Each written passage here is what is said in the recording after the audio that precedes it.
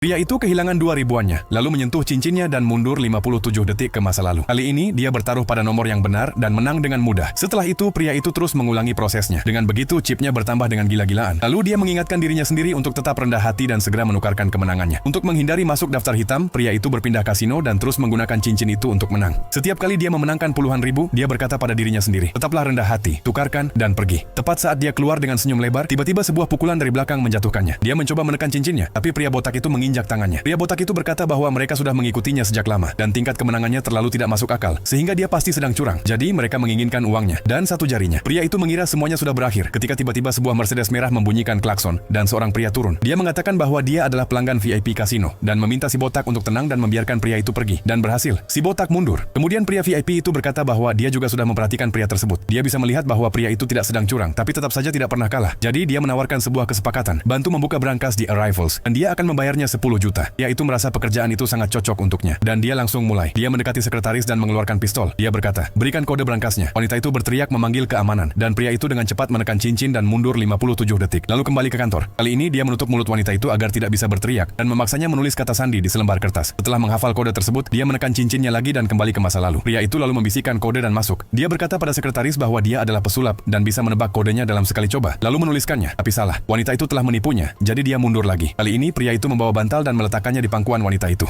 lalu menembak ke dekatnya dan menuntut kode yang asli. Wanita itu benar-benar ketakutan kali ini dan memberikan angka lain. Pria itu menghafalnya, menekan cincin, dan kembali untuk mencobanya. Dan kali ini berhasil. Brankas terbuka tanpa masalah, jadi pria itu menekan cincinnya untuk terakhir kali. Tapi kali ini dia tidak kembali bersamanya. Dia hanya bersembunyi di sudut dan menunggu sampai wanita itu pulang kerja. Setelah dia pergi, pria itu kembali ke kantor, membuka brankas tanpa hambatan, mengambil kotak target dan membukanya. Tapi dia langsung terpaku karena terkejut.